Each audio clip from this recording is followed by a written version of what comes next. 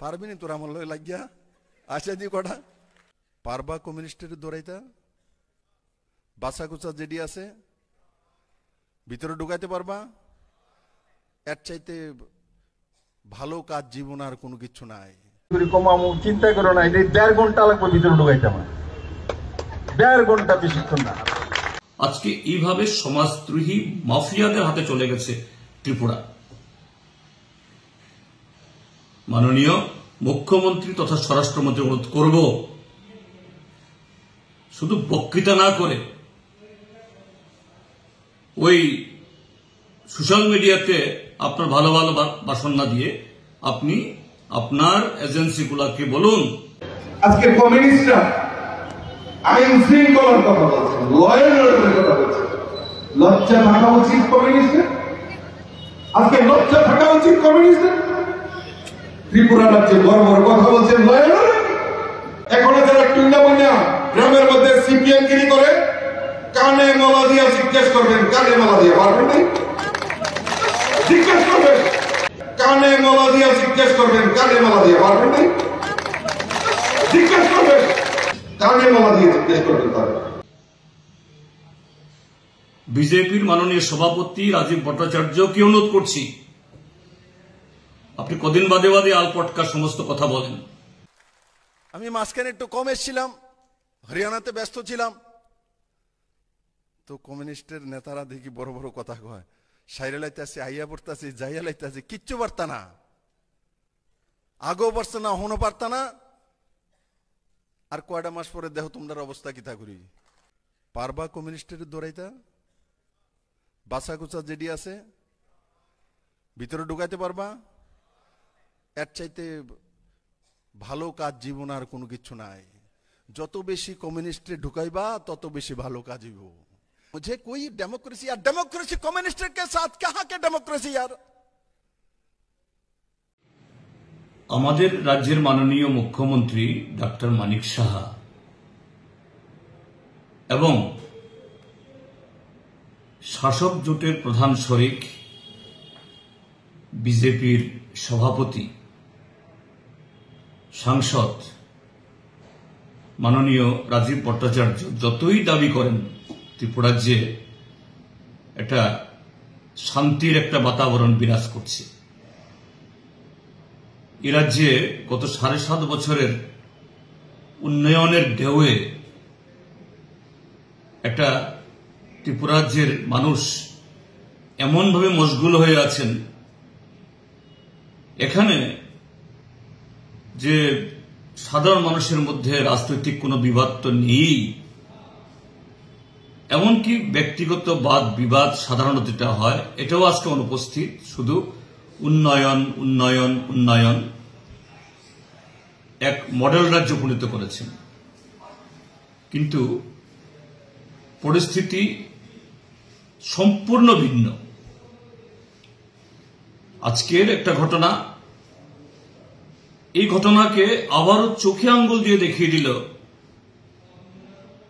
যে ভারতীয় জনতা পার্টি তারা কি পরিমাণ জনগণ থেকে বিচ্ছিন্ন হয়েছে, তাদের প্রতিশ্রুতি খেলাপ, জনজীবনের সর্বত্র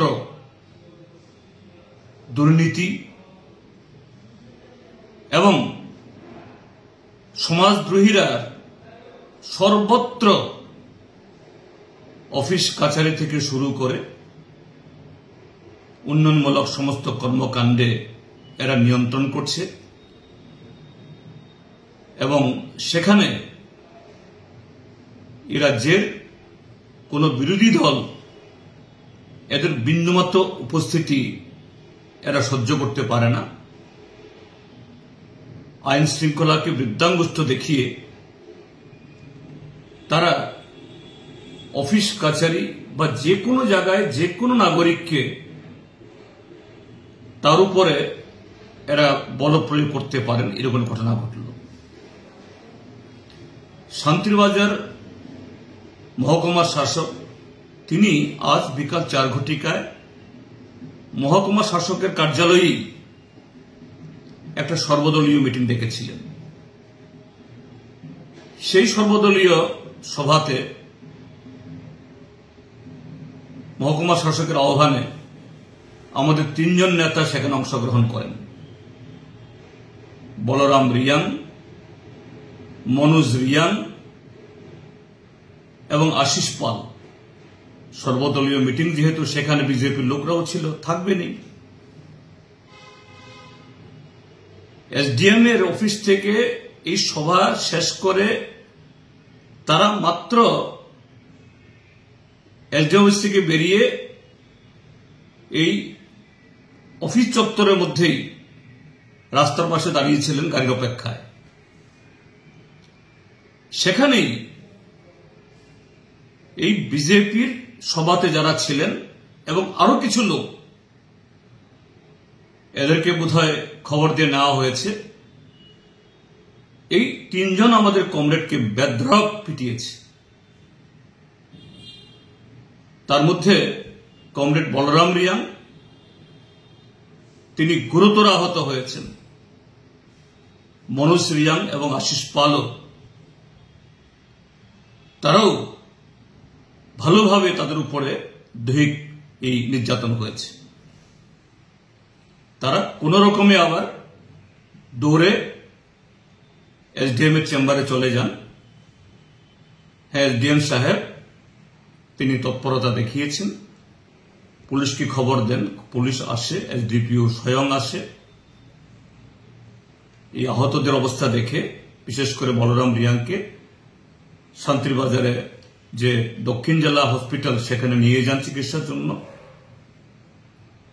কিন্তু সেখানেও এই বিজেপি আশ্রিত সমাজ বিরোধীরা ধাওয়া করে। তো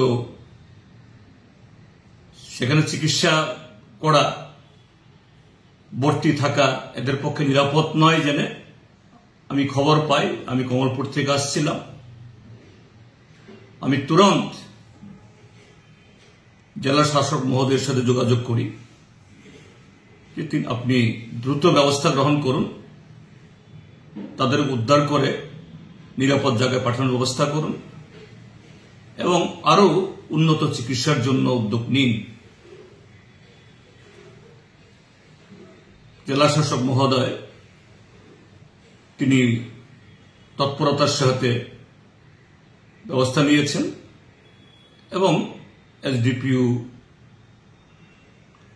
শান্তিবাজার থানা পুলিশ, তারা সমাজ বিরোধীদেরকে ফার্দার আক্রমণ করতে দেয়নি।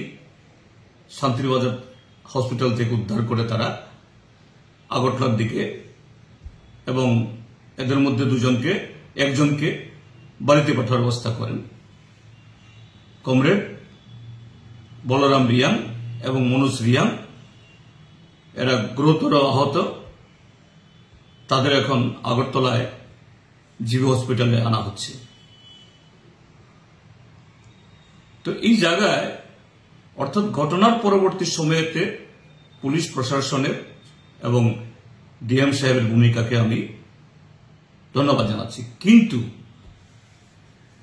যেটা গুরুতর প্রশ্ন, আজকে আইন শৃঙ্খলা কোথায়? এখন তো সামনে তো কোনো নির্বাচন নেই।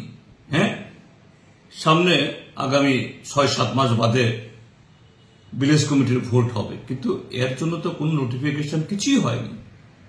সম্ভবত এসডিএম সাহেব, ভারতের নির্বাচন কমিশন নতুন একটা এই ভোটার তালিকা নিয়ে একটা পদক্ষেপ গ্রহণ করবে, সেটা নিয়ে সবকটা জেলাতে, সবকটা মহকুমাতেই এই সর্বদলীয় মিটিং ডাকছেন।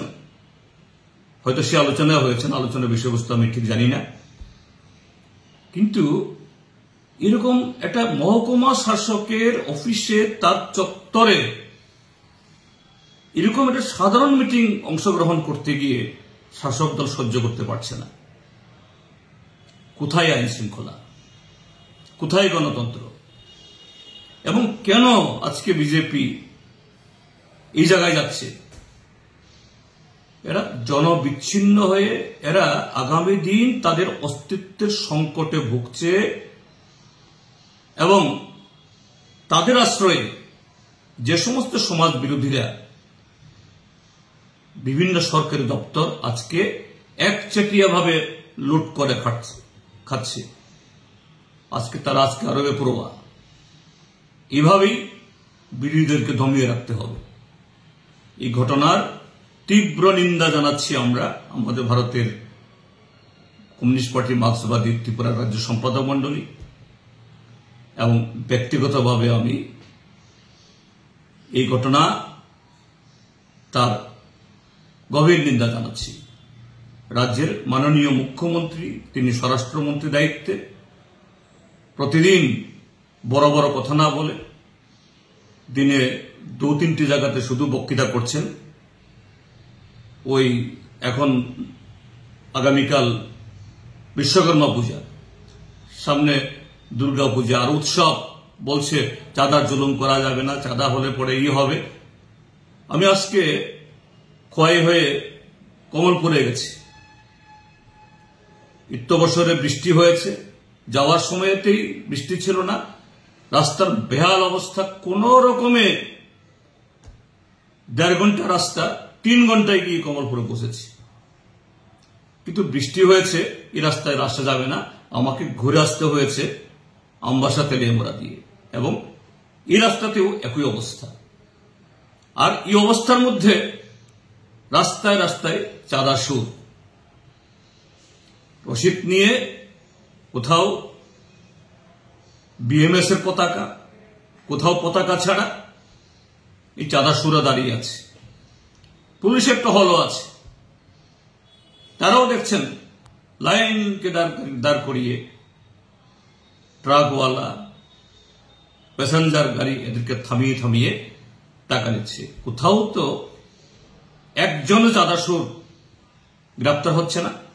আজকে এইভাবে সমাজদ্রোহী মাফিয়াদের হাতে চলে গেছে ত্রিপুরা।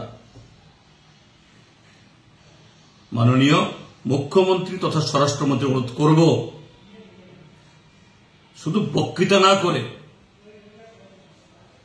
ওই সোশ্যাল মিডিয়াতে আপনার ভালো ভালো ভাষণ না দিয়ে আপনি আপনার এজেন্সিগুলোকে বলুন, বিজেপির মাননীয় সভাপতি রাজীব ভট্টাচার্যকে অনুরোধ করছি, আপনি কদিন বাদে বাদে আলপটকার সমস্ত কথা বলেন। এই রাজ্য একেবারে হীরায় মুড়ে দিয়েছেন। এই রাজ্যের পরিস্থিতি সারা দেশের মধ্যে সবচেয়ে উত্তম, কিন্তু আজকে পরিকাঠামোর এই দুর্দশা, আইন শৃঙ্খলার এই অবস্থা, বেহাল অবস্থা, সব মিলিয়ে জনজীবন অতিষ্ঠ, ব্যবসায় অতিষ্ঠ, সাধারণ মানুষ অতিষ্ঠ, আর বিরোধী দল এই রাজ্যে যেন গণতন্ত্র এটা একনায়কতন্ত্রের একটা পরিণত হয়েছে বিজেপি ছাড়া। আর সেটাও যারা প্রকৃত বিজেপি তারা না, আইনের প্রতি, সংবিধানের প্রতি যাদের শ্রদ্ধা আছে, ভক্তি আছে, সত্যি বিজেপি সরকারের দ্বারা ত্রিপুরার যে মানুষের মঙ্গল হোক, আজকে তাদের নিয়ন্ত্রণে নেই। আজকে সম্পূর্ণ সমাজ বিরোধীদের হাতে চলে গেছে। তা থেকে ত্রিপুরাকে মুক্ত করুন। এই রাজ্যের জনগণকে এর বিরুদ্ধে সোচ্চার হওয়ার জন্য এবং এই অবস্থার পরিবর্তন করার জন্য যাতে সবাই সেভাবে আওয়াজ তোলেন, তার জন্য আমি আহ্বান জানাচ্ছি।